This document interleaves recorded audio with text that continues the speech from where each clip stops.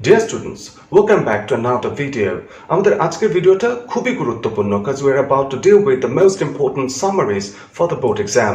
Board পরীক্ষার হলে সবচেয়ে গুরুত্বপূর্ণ সামারিগুলো আমরা আজকের এই ভিডিওতে কভার আপ করব। শুধু তাই নয়, if it happens, যদি কোনো কারণে একটু ভিন্ন কম্প্রিহেনশন থেকে সামারি চলে আসে, সেটাও বোর্ড পরীক্ষার হলে কিভাবে কভার আপ করতে হবে আমরা আজকের এই ভিডিওর মাধ্যমে শিখব। সামারির একেবারে শুরুতে যে ইন্ট্রোডাক্টরি সেন্টেন্স লিখতে হয়, সেই ইন্ট্রোডাক্টরি সেন্টেন্সের আমি একটা পারফেক্ট ফরম্যাট তোমাদের সাথে শেয়ার করব, যার ফলে তোমরা যে কোনো সামারি আসলে তার শুরুতে একটা সুন্দর ইন্ট্রোডাক্টরি সেন্টেন্স দিয়ে শুরু করতে পারবে। এর ঠিক পরেই ছোট্ট একটা চালাকি, অর্থাৎ যে কনটেক্সটটা কোয়েশ্চেন আসবে, সেই কনটেক্সটের কোন কোন অংশগুলো সামান্য একটু পরিবর্তন করে কিভাবে লিখতে হবে সেটা আমি এই সামারিগুলো করতে গিয়ে তোমাদেরকে শিখিয়ে দেব। So at the end of the day, দিন শেষে you will be able to cover up the most important summaries for the board exam, and not only that, তোমরা একই সাথে বোর্ড পরীক্ষায় কোনো ডিফারেন্ট সোর্স থেকে আসা সামারিও খুব সুন্দরভাবে কভার আপ করতে পারবে এবং definitely are going to get a very good number in summary in the board exam. So with that hope in mind, let's get to the video. আজকের ভিডিওটা শুরু করি।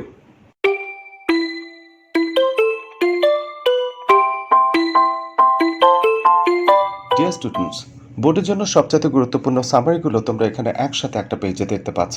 আমি তোমাদের সুবিধার জন্য সবগুলো সামারি এখানে লিখেছি এবং এখন সামারিগুলো তোমাদের সাথে আলোচনা করতে যাচ্ছি। তোমাদেরকে অত্যন্ত মনোযোগ দিয়ে আজকের এই সামারি আলোচনা শুনতে হবে, কারণ এই আলোচনার মধ্যে দিয়ে তোমরা যে শুধু এই গুরুত্বপূর্ণ সামারিগুলোই কভার আপ করবে তাই নয়, যদি ডিফারেন্ট কোনো কনটেক্সট থেকে অর্থাৎ একটু ডিফারেন্ট কম্প্রিহেনশন থেকে সামারি চলে আসে, তোমরা কিন্তু সেটাও কভার আপ করা শিখবে। So it is so important. সামারির শুরুতেই সবচেয়ে গুরুত্বপূর্ণ যে বৈশিষ্ট্যটি আমাদের মেনটেন করতে হয় সেটা হচ্ছে একটি ইন্ট্রোডাক্টরি সেন্টেন্স লিখতে হয়। তোমরা এই ওয়ার্ড ডকুমেন্টের বাম পাশের পেজে কয়েকটা ইন্ট্রোডাক্টরি সেন্টেন্স দেখতে পাচ্ছ। এখানে একটি ইন্ট্রোডাক্টরি সেন্টেন্স আমি সিলেক্ট করিনি, কারণ কনটেক্সটের ভেরিয়েশনের সাথে সাথে আমাদের ইন্ট্রোডাক্টরি সেন্টেন্সের সামান্য পরিবর্তন করতে হয়। আমি একেবারে শুরুতেই এই ইন্ট্রোডাক্টরি সেন্টেন্সগুলো তোমাদের সাথে আলোচনা করছি। সর্বপ্রথম ইন্ট্রোডাক্টরি সেন্টেন্স হিসেবে আমি লিখেছি, in the passage we find an excellent presentation. এই প্যাসেজে বা এই কনটেক্সটে we find an excellent presentation, আমরা এক অসাধারণ উপস্থাপনা দেখতে পাই। এক্সেলেন্ট মানে অনন্য সাধারণ উপস্থাপনা আমরা দেখতে পাই। অ্যান্ড অ্যান আউটস্ট্যান্ডিং ইলাস্ট্রেশন, এবং আমরা সম্পূর্ণ ব্যতিক্রমে অসাধারণ এক ব্যাখ্যা দেখতে পাই অফ কিসের। এরপরে গিয়ে আমরা কনটেক্সটের নামটা লিখব, অর্থাৎ যেই টপিকে আলোচনা হচ্ছে সেই টপিকটা আমরা এরপরে উল্লেখ করব। সো ইজি, জাস্ট এই সেন্টেন্সটা দিয়ে যেখানে এটা অ্যাপ্রোপ্রিয়েট হবে আমরা সেখানে এই সেন্টেন্সটা ব্যবহার করব। 2 নম্বর ইন্ট্রোডাক্টরি সেন্টেন্স হিসেবে আমি রেখেছি, দ্য কো আইডিয়া, কেন্দ্রীয় বিষয়বস্তু, কেন্দ্রীয় ধারণা অফ দ্য প্যাসেজ, প্যাসেজের মূল বিষয়বস্তু ইজ পিভটিং, আবর্তিত হচ্ছে, অ্যারাউন্ড, কাকে কেন্দ্র করে আবর্তিত হচ্ছে, দ্য আসপেক্ট, বিষয়কে, কোন বিষয়কে, অফ, তারপরে গিয়ে আমরা প্যাসেজের নামটা এখানে উল্লেখ করব। 3 নম্বরে রেখেছি, দ্য প্যাসেজ ডিলস উইথ, এটা তুলনামূলকভাবে সহজ, এই প্যাসেজ মূলত ডিল করছে, আলোচনা করছে, দ্য ইস্যু অফ, কোন বিষয়কে নিয়ে আলোচনা করছে, এই বিষয়টিকে নিয়ে আলোচনা করছে, আমরা সেখানে বিষয়টি লিখব এবং তারপরে মূল আলোচনায় চলে যাব অ্যাকচুয়ালি কথাটা দিয়ে। এছাড়াও তোমাদের যাদের কাছে কঠিন লাগে তারা খুব ইজি ইন্ট্রোডাক্টরি সেন্টেন্স হিসেবে আমি রেখেছি, in the passage we find the description, এই প্যাসেজে আমরা বর্ণনা দেখতে পাই। কিসের বর্ণনা? বর্ণনামূলক কিছু হলে আমরা এটা লিখব, অথবা একেবারে সংক্ষিপ্ত সবচাইতে ছোট ইন্ট্রোডাক্টরি সেন্টেন্স হিসেবে আমি রেখেছি, দ্য প্যাসেজ ইজ অ্যাবাউট, এই প্যাসেজটি কোন বিষয়টি নিয়ে। তারপরে তোমরা সরাসরি অ্যাবাউটের পরে প্যাসেজে যে বিষয়টি নিয়ে আলোচনা হচ্ছে সেটা তুলে ধরবে। আশা করি তোমরা ইন্ট্রোডাক্টরি সেন্টেন্স হিসেবে আমি অনেকগুলো অপশন দিয়েছি, এখানে কয়েকটা অপশন তোমাদেরকে একটু কষ্ট করে একটা বা দুটো মুখস্থ করতে হবে, বাকি নিচের এই যেগুলো আছে এগুলো খুব ইজিলি মনে থাকে, that's not such a big deal, খুব সমস্যা হবে না। এবার আমি মূল আলোচনায় অর্থাৎ গুরুত্বপূর্ণ সামারিগুলোর কনটেক্সচুয়াল আলোচনায় চলে যাচ্ছি। সর্বপ্রথম তোমরা এখানে নেলসন ম্যান্ডেলাকে দেখতে পাচ্ছ। নেলসন ম্যান্ডেলা কিন্তু আমাদের কনটেক্সট হিসাবে খুবই গুরুত্বপূর্ণ, এই জন্য এটাকে আমি 3টা স্টার দিয়েছি আমার সাজেশনে। আমরা একটু সামারিটা পড়ি। ইন দ্য প্যাসেজ, এই প্যাসেজে উই ফাইন্ড, আমরা দেখতে পাই, অ্যান এক্সেলেন্ট প্রেজেন্টেশন, এক অসাধারণ উপস্থাপনা, অনন্য সাধারণ উপস্থাপনা অফ নেলসন ম্যান্ডেলা। নেলসন ম্যান্ডেলাকে নিয়ে আমরা এই কনটেক্সটে এক অসাধারণ উপস্থাপনা দেখতে পাই। তার পরিচয় কি? দ্য সাউথ আফ্রিকান লিডার, তিনি হচ্ছেন সাউথ আফ্রিকান নেতা, হু গাইডেড, যিনি গাইড করেছেন হিজ পিপল, তার দেশের মানুষকে, from the shackles of apartheid, বর্ণ বৈষম্যের শেকল থেকে, টু আ মাল্টিরাইসাল ডেমোক্রেসি, এক বহুজাতিক গণতন্ত্রের দিকে। এই অংশটা কিন্তু আমি মূল কনটেক্সট থেকে নিয়েছি, অর্থাৎ মূল টেক্সট বই থেকে নিয়েছি। আমি টেক্সট বইয়ের মূল কম্প্রিহেনশনে একটু চলে যাচ্ছি। তোমরা এখানে নেলসন ম্যান্ডেলা কম্প্রিহেনশনটি দেখতে পাচ্ছ। মূল টেক্সট বই এর সাথে তোমরা খুবই পরিচিত মূল টেক্সট বইয়ের সাথে একটু লক্ষ্য করো। এখানে লক্ষ্য করো, Nelson Mandela guided South Africa from the shackles of apartheid to multiracial democracy. অর্থাৎ এই লাইনটি কিন্তু আমি এখানে আমার কম্প্রিহেনশনে ব্যবহার করেছি, the South African leader who guided his people from the shackles of apartheid to multiracial democracy. So তোমাকে মুখস্থ করতে হচ্ছে না, তুমি শুধু আমার ইন্ট্রোডাক্টরি সেন্টেন্সটা এখানে লিখবে এবং তারপরে মূল টেক্সট বইয়ের যে লাইনটি আছে সেই লাইনটি এখানে ব্যবহার করবে। হয়ে গেছে, চেঞ্জ হয়ে গেল, আমি মূল টেক্সট বই হুবহু কপি করিনি। এরপরে 2 নম্বর লাইনে চলে যাই। অল ডিউরিং হিজ লাইফ, তার সমগ্র জীবন ধরে, হি ফট, তিনি যুদ্ধ করেছেন অ্যাগেইনস্ট অ্যাপাথাইট, বর্ণ বৈষম্যের বিরুদ্ধে।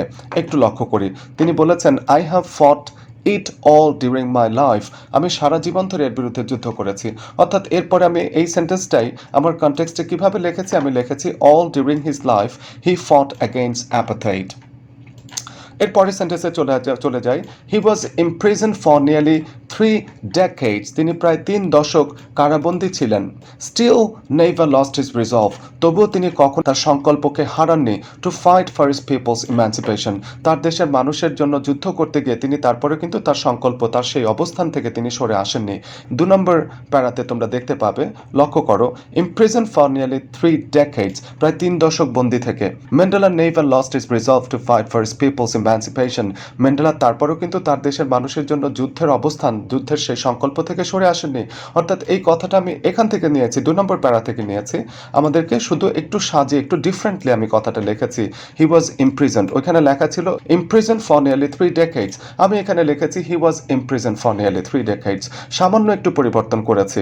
তারপরে এই স্টিল কথাটা দিয়ে পরের লাইনটি উল্লেখ করেছি, still never lost his resolve, তবুও তিনি তার সংকল্প হারাননি। To fight for his people's emancipation, তার দেশের মানুষের মুক্তির জন্য। হি ওয়াজ অ্যাওয়ার্ডেড, তাকে পুরস্কৃত করা হয় নোবেল পিস প্রাইজ ইন 1993, 1993 সালে তাকে নোবেল শান্তি পুরস্কার দেওয়া হয়। And became president of south Africa, এবং সাউথ আফ্রিকার প্রেসিডেন্ট হন 1994 সালে। বইয়ের 3 নম্বর প্যারা ঠিক পরে তোমরা দেখতে পাচ্ছ, in 1993 Mandela was awarded the Nobel peace prize. এই কথাটা একটু ঘুরিয়ে বলেছি আমি, হি ওয়াজ অ্যাওয়ার্ডেড, ম্যান্ডেলার জায়গায় আমি বলেছি he was awarded the Nobel peace prize in 1993, এই সময়ের কথাটা শেষে নিয়ে গেছি। এবং শুধু তাই নয়, 1994 সালে তিনি তার দেশে প্রেসিডেন্ট হয়েছেন, সেই কথাটা আছে এখানে। আমি এই দুটো কথাকে একসাথে লিখেছি। আমরা যথেষ্ট আলোচনা হয়েছে, তার যুদ্ধ সম্পর্কে বলেছি, তার অ্যাচিভমেন্ট সম্পর্কে বললাম, এবং সর্বশেষ ক্লোজিংয়ে আমরা গিয়ে বলছি ইনফ্যাক্ট, প্রকৃতপক্ষে, হি ইজ, তিনি হয়ে রয়েছেন আ কম্বাইনিং সেলিব্রিটি, এক সমন্বিত তারকা, এমন তারকা স্পার্কল, যে তার আকাশে জলজল করে জ্বলছে, উইথ অ্যান আনওয়েভারিং মেসেজ, এক দূরদমনীয় বার্তা নিয়ে। কিসের বার্তা? ফ্রিডম, স্বাধীনতার, রেসপেক্ট, সম্মানের, অ্যান্ড হিউম্যান রাইটস, এবং মানবাধিকারের বার্তা নিয়ে। ক্লোজিং কথাটা আমি নিয়েছি কোত্থেকে? কম্প্রিহেনশনের 5 নম্বর প্যারাতে তোমরা এখানে দেখতে পাচ্ছ, but he remained as one of the world's most revered public figure, uh combining celebrity, sparkle with an unwavering message of freedom, respect and human rights. এই কথাটা এখান থেকে নিয়েছি। তোমাদের সুবিধার জন্য আমি এই কনটেক্সটের যেই জায়গাগুলো থেকে লাইনগুলো নিয়েছি, সেই লাইনগুলো আমি মার্কিং করে তোমাদেরকে এখনই দেখিয়ে দিচ্ছি। তো তোমরা প্রত্যেকটি সামারি শেষে এই মার্কিং করা পেজটি দেখতে পাবে, যার ফলে তোমাদের আইডেন্টিফাই করতে সুবিধা হবে যে কোথা থেকে আসলে লাইনগুলো আমি নিয়েছি এবং ফাইনালি কীভাবে ডেকোরেট করেছি। এবার আমি 2 নম্বর সামারিতে চলে যাব। 2 নম্বর সামারির টপিক হচ্ছে এটিকেট অ্যান্ড ম্যানার্স। এই কম্প্রিহেনশনটি খুবই গুরুত্বপূর্ণ, আমি এখানে 2টো স্টার দিয়েছি। এই কম্প্রিহেনশনের মূল আলোচনায় আমি চলে যাচ্ছি। আমি এই সামারি শুরু করেছি আরেকটি ইন্ট্রোডাক্টরি সেন্টেন্স দিয়ে, the core idea of the passage, এই প্যাসেজের মূল বিষয়বস্তু ইজ পিভটিং অ্যারাউন্ড, কোন বিষয়টিকে কেন্দ্র করে আবর্তিত হচ্ছে? The aspect of etiquette and manners in our society, আমাদের সমাজে। The terms etiquette refers to, etiquette বলতে কি বোঝায়? The rules of correct behaviour, সঠিক আচরণের যে নিয়মকানুন আছে সেটাকে। অ্যান্ড ম্যানার্স মিনস, এবং ম্যানার্স বলতে কি বোঝায়? ম্যানার্স মিনস অ্যাপ্রোপ্রিয়েট বিহেভিয়ার, সঠিক ব্যবহার ইন এ পার্টিকুলার সোসাইটি, একটি নির্দিষ্ট সমাজে। এই যে এটিকেট রেফার্স টু বা ম্যানার্স রেফার্স টু, এই লাইনটি আমি কোথা থেকে নিয়েছি? নিজে থেকে লেখিনি, এই লাইনটি আমি নিয়েছি আমাদের কনটেক্সটের এই জায়গা থেকে। আমরা একটু লক্ষ্য করি, etiquette is a French word and it means, এবং এটা দ্বারা বোঝায় the rules of correct behaviour in a society. এবং ম্যানার্সের ক্ষেত্রে বলেছি manners means the behaviour that is appropriate in society. বানিয়ে লিখতে হবে না, লাইনটা এখান থেকে নিলেই হবে। চিলড্রেন ইন আওয়ার সোসাইটি, আমাদের সমাজের শিশুরা আটট, তাদেরকে শুরু থেকে শেখানো হয় দিস এটিকেট অ্যান্ড ম্যানার্স, নিয়মকানুনগুলো শেখানো হয়। উই শুড রিমেম্বার দ্যাট, আমাদের মনে রাখা উচিত যে etiquette and manners vary from culture to culture and from society to society. 2 number প্যারার শেষে লেখা আছে etiquette and manners vary from culture to culture and from society to society. So তোমাদেরকে তোমাদেরকে নিজে থেকে বানিয়ে লিখতে হবে না, তোমরা শুধু মূল টেক্সট বইয়ের কোন কোন জায়গাটা নিতে হয় সেটা লক্ষ্য করলে হবে। আমরা 2 নম্বর প্যারার শেষের এই কথাটা এখানে নিয়েছি। এরপরে শেষের একেবারে ক্লোজিং কথাতে চলে যাই। Therefore, অতএব we should learn to be careful, সতর্ক হতে, অ্যাবাউট এটিকেট অ্যান্ড ম্যানার্স, শিষ্টাচার এবং ভদ্রতার এই নিয়মকানুন সম্পর্কে আমাদের সতর্ক হতে শেখা উচিত। শেষের দিকের ক্লোজিংয়ে অর্থাৎ শেষের প্যারাটাতে এখানে লেখা আছে therefore we have to be careful about etiquette and manners। আমি সামান্য একটু চেঞ্জ করেছি, ক্লোজিংয়ের এই সেন্টেন্সটা হলে ভালো হয়। সেখানে আমি we have to be এর পরিবর্তে আমি লিখেছি we should be careful, আমাদের উচিত একটু সতর্ক হওয়া about etiquette and manners। Text বইয়ের যে লাইনগুলো আমি এখানে সোর্স হিসেবে ব্যবহার করেছি সেটা আমি এখানে মার্কিং করে দিয়েছি। তোমরা এক পলকে একটু দেখে নাও যে এই লাইনগুলোই আমরা মূলত সোর্স হিসেবে ব্যবহার করব। আমাদের পরবর্তী গুরুত্বপূর্ণ সামারিটা হচ্ছে অন অ্যাডালেসেন্স। ইউনিট 6 লেসন 2 এর কম্প্রিহেনশনের সাথে তোমরা খুব ভালো মতো পরিচিত। সামারিটা একটু আলোচনা করি। The main idea of the passage is pivoting around the aspects of, কোন বিষয়টিকে নিয়ে আলোচিত হচ্ছে? অ্যাডালেসেন্স, কিশোর কিশোরীদেরকে নিয়ে আলোচিত হচ্ছে, বয়সটিকে নিয়ে আলোচিত হচ্ছে। এই বয়সটি কি? অ্যাজ আ কোর রিসোর্স, এই বয়সটি হচ্ছে মূল সম্পদ, আমার দেশের যে কোনো দেশের মূল সম্পদ, ফর ন্যাশনাল রিনিউয়াল, একটি জাতির পুনর্জাগরণের জন্য, অ্যান্ড গ্রোথ, এবং একটি জাতির অগ্রগতির জন্য। এই যে অংশটা আমি এখানে নিয়েছি as a core resource for national renewal and growth, এই লাইনটি নিয়েছি। আমরা মূল টেক্সট বইতে একটু লক্ষ্য করি। টেক্সট বইয়ের এই পেজের সাথে তোমরা বহুল পরিচিত, তোমাদের মূল টেক্সট বই, বহুবার দেখা টেক্সট বই। আমরা কনটেক্সটটা একটু ভালো করে দেখি, কনটেক্সটে কোন জায়গা থেকে আমি লাইনটা নিয়েছি। একেবারে প্রথম লাইনে কি লেখা আছে তোমরা আশা করি দেখতে পাচ্ছ, adolescents constitute a nation's core resource for national renewal and growth। So আমি এখান থেকে সোর্সটা নিয়েছি, core resource for national renewal and growth, একেবারে প্রথম লাইনটি। 2 নম্বর সেন্টেন্সে চলে যাই। অ্যাকচুয়ালি অ্যাডোলেসেন্স বলতে কি বোঝায়? অ্যাডোলেসেন্স হচ্ছে ইট ইজ আ পিরিয়ড, এটা হচ্ছে এমন এক সময় উইচ শেপস, যা রূপদান করে, দ্য ফিউচার, ভবিষ্যৎ, of boys and girls lives. বইয়ের সেই প্রথম প্যারায় বিশ্ব স্বাস্থ্য সংস্থার একটা মতামত আছে, সেই মতামতের এই অংশটুকু নিয়েছি যে উইচ শেপস, এটা হচ্ছে এমন এক সময় which shapes the future of boys and girls lives.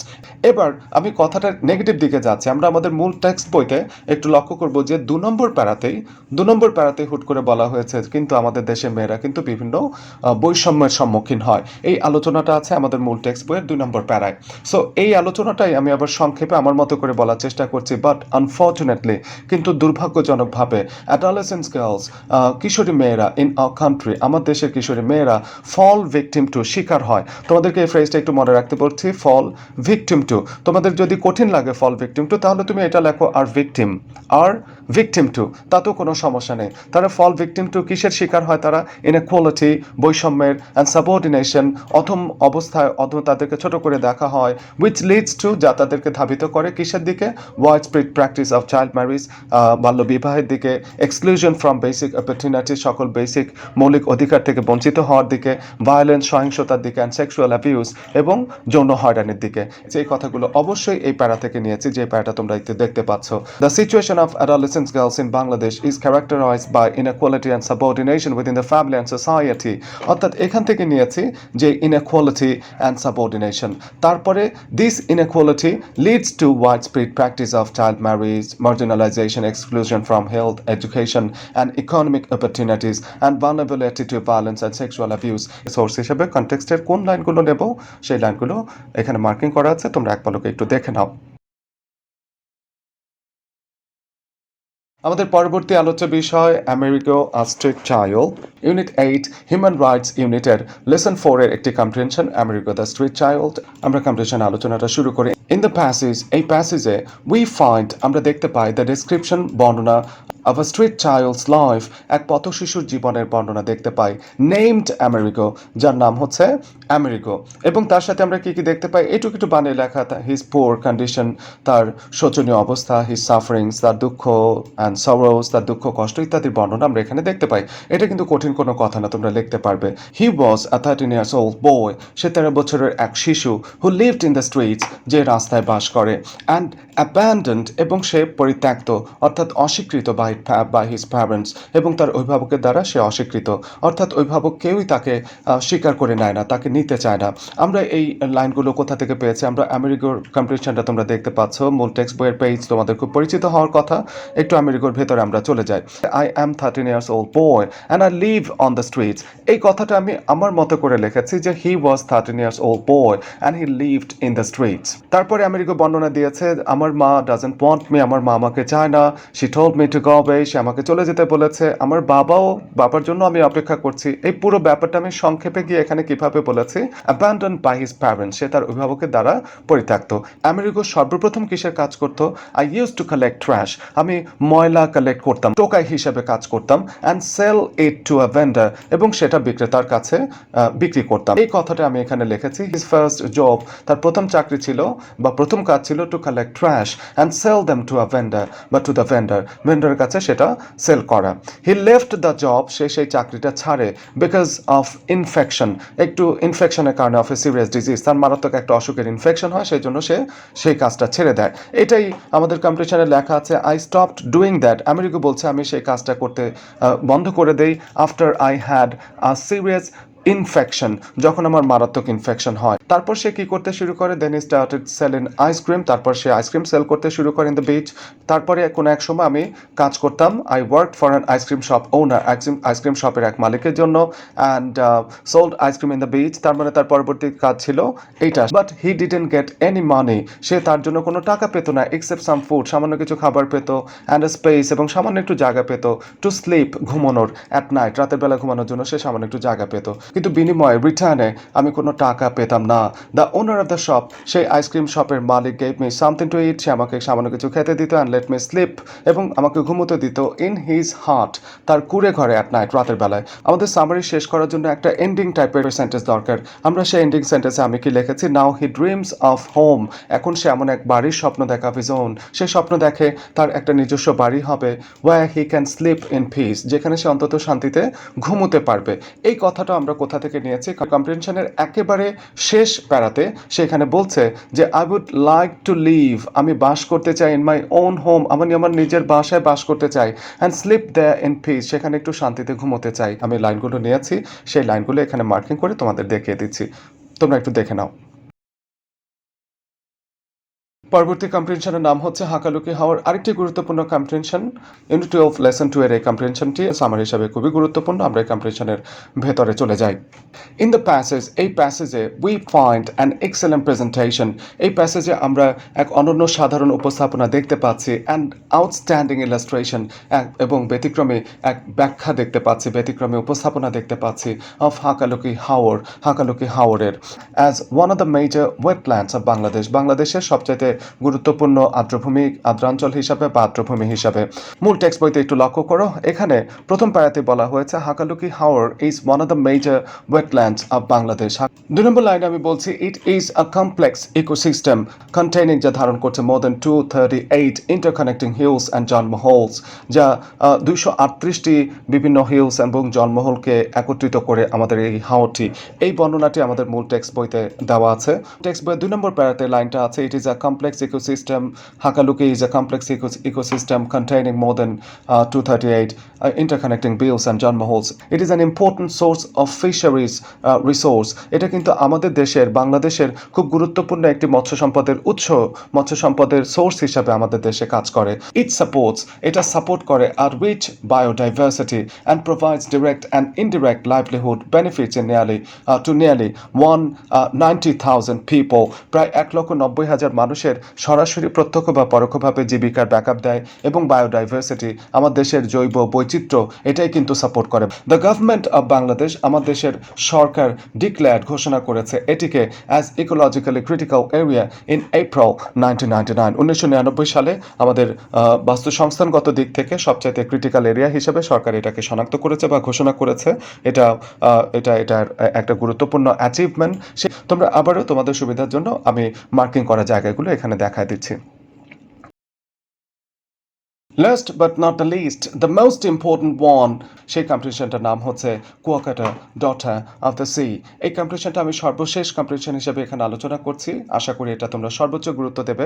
আমরা সামারিটা একটু পড়ি। ইন দ্য প্যাসেজ, এই প্যাসেজে we find an excellent presentation and outstanding illustration, অসাধারণ উপস্থাপনা, অসাধারণ ব্যাখ্যা দেখতে পাচ্ছি। কার? অফ কুয়াকাটা, কুয়াকাটার কি হিসাবে? As a unique tourist spot, এক সম্পূর্ণ ব্যতিক্রমী, সম্পূর্ণ নিজস্ব টুরিস্ট স্পট হিসাবে। 2 নম্বর সেন্টেন্সে চলে যায়, it is locally known as Sagarkanya, এটা স্থানীয়ভাবে পরিচিত সাগরকন্যা হিসাবে। লাইনটি কোথা থেকে পেয়েছি? আমরা কম্পিটিশনে চলে যাই, একেবারে কম্পিটিশনের শুরুতে দেখো লোকালি নোন অ্যাজ সাগরকন্যা কথাটা লেখা আছে। কুয়াকাটা অফার্স, কুয়াকাটা সুযোগ করে দেয়। কুয়াকাটা মূলত কি সুবিধা দেয়? কুয়াকাটার স্পেশালিটি কি? সেই রকম 3 নম্বর লাইনটি লিখেছি, Kuakata offers an excellent combination, Kuakata মূলত কি দেয়? এক অসাধারণ সমন্বয় আমাদের সামনে তুলে ধরে, অসাধারণ কম্বিনেশন কিসের? অফ পিকচার্স ন্যাচারাল বিউটি, ছবির মতো প্রাকৃতিক সৌন্দর্য, স্যান্ড বিচ বালুময় সমুদ্র তট, ব্লু স্কাই নীল আকাশ, and the shimmering expanses of water, এবং যতদূর চোখ যায় ঝিকিমিকি পানির বিস্তার, of the bay of Bengal বঙ্গোপসাগরের, অ্যান্ড দ্য এভারগ্রিন ফরেস্ট, এবং চিরসবুজ বন। এই এতগুলো বিষয়ের সুন্দর সমন্বয় কিন্তু কুয়াকাটা আমাদেরকে দেয়। এটা আরও কি দেয়? অ্যালাউ আ ভিজিটার, এটা একই সাথে একজন দর্শনার্থীকে সুযোগ করে দেয় টু ওয়াচ, দেখতে, বোথ দ্য সানরাইজ সূর্যোদয়কে, অ্যান্ড দ্য সানসেট এবং সূর্যাস্তকে, ফ্রম দ্য বিচ সেই বিচ থেকে। এই তথ্যগুলো আমি কোথা থেকে নিয়েছি? তোমরা কম্পিটিশনে এটা বের করা খুবই সহজ, একটু লক্ষ্য করো। কম্পিটিশনের প্রথম প্যারাতেই এখানে লেখা আছে যে an excellent combination of pictures natural beauty, কুয়াকাটার স্পেশালিটি কি? সেখানে এক অসাধারণ সমন্বয় ঘটেছে প্রাকৃতিক সৌন্দর্যের, বালুময় সমুদ্র তটের, ব্লু স্কাই নীল আকাশের, শিমারিং এক্সপ্যান্সেস অফ ওয়াটার, সব তোমার ঝিকিমিকি পানির বিস্তারের, সবুজ সবুজ বনের, এই সব কিছু কুয়াকাটাকে মূলত দর্শনার্থীদের কাছে, পর্যটকদের কাছে সবচাইতে বহুল আকাঙ্ক্ষিত এক স্থানে রূপান্তরিত করে। সেটাই আমি কুয়াকাটার প্রেজেন্টেশনের, কুয়াকাটা সামারির ক্ষেত্রে সেটা আমি বলেছি। এবং একই সাথে কুয়াকাটার আরেকটা স্পেশালিটি হচ্ছে, কুয়াকাটা কিন্তু যে কোনো দর্শনার্থীকে দুটো সুযোগ করে দেয়। ইট অ্যালাউস আ ভিজিটার, তোমরা এখানে একটু লক্ষ্য করো, it allows a visitor to watch both the sunrise and the sunset from the beach. সর্বশেষ যে লাইনটি দিয়ে আমি ব্যাপারটা ক্লোজ করেছি, শুধু এতটুকুই নয়, কুয়াকাটার আরেকটা বাড়তি অ্যাডভান্টেজ আছে, সেটা কি? ইট ইজ অলসো, এটা একই সাথে আ স্যাংচুয়ারি, এক অভয়ারণ্য, ফর মাইগ্রেটরি উইন্টার বার্ডস, শীতকালীন অতিথি পাখির জন্য কুয়াকাটা কিন্তু এক স্যাংচুয়ারি মানে অভয়ারণ্য, এক আশ্রয়স্থান, অ্যান্ড আ হলি ল্যান্ড, এবং এটা একই সাথে এক পুণ্যস্থান। কাদের জন্য? হিন্দুস অ্যান্ড বাডিস্ট, হিন্দু এবং বৌদ্ধ ধর্মাবলম্বীদের জন্য কুয়াকাটা কিন্তু এক পবিত্র বা পুণ্যস্থান। সো এটাও কুয়াকাটার আরেকটি স্পেশালিটি। কোথা থেকে নিয়েছি আমরা একটু লক্ষ্য করি। সোর্স হিসেবে আমি মূল টেক্সট বইয়ের কোন কোন লাইনগুলো নিয়েছি, লাইনগুলো তোমাদেরকে দেখিয়ে দিচ্ছি। আশা করি এই আলোচনার ফলে সবচাইতে গুরুত্বপূর্ণ সামারিগুলো তোমাদের সাথে কভার হয়ে গেল, এবং একই সাথে যদি ডিফারেন্ট কোনো কনটেক্সট থেকে ডিফারেন্ট কোনো কম্প্রিহেনশন যদি সামারি হিসাবে চলে আসে, তোমরা কিন্তু চালাকিটাও লক্ষ্য করেছো যে আমরা কী করব। আমরা এই ইন্ট্রোডাক্টরি সেন্টেন্স যেটা আছে, ইন্ট্রোডাক্টরি স্পিচ আমি যেটা দিয়েছি, ইন্ট্রোডাক্টরি সেন্টেন্স হিসাবে এখান থেকে তোমার যেটা স্ট্যান্ডার্ড মনে হয় সেটা দিয়ে লেখাটা শুরু করবে, মূল বিষয়বস্তু টেনে দেবে, মূল বিষয়বস্তুকে তারপরে শেষে একটু উল্লেখ করবে, তারপরে একটু চালাকি করে কম্প্রিহেনশনের কথাগুলো, আমরা কম্প্রিহেনশনের কথাই বলবো কিন্তু হুবহু কম্প্রিহেনশনের মতো করে বলবো না, আমরা আমাদের মতো করে সামান্য একটু চেঞ্জ করে লেখার চেষ্টা করব। আশা করছি এগুলোর মধ্যে থেকেই একটা বাঁধবে বা বাঁধা উচিত, এর সম্ভাবনা আছে, এবং কোনো কারণে বাই চান্স যদি এর বাইরে কিছু চলে আসে তাতেও তোমাদের সমস্যা হবে না। তোমরা এই টেকনিক অ্যাপ্লাই করে ডেফিনেটলি এখানে get a very good result, তোমরা সিচুয়েশন সামলাতে পারবে, ভালো একটা নাম্বার পাবে। সো উইথ দ্যাট হোপ, এই আশা নিয়েই, এই প্রত্যাশা নিয়েই আজকের মতো সামারির এই আলোচনা এখানে ক্লোজ করছি। I wish all of you to stay healthy and healthy, and see you then on the next video with an important topic. Thank you.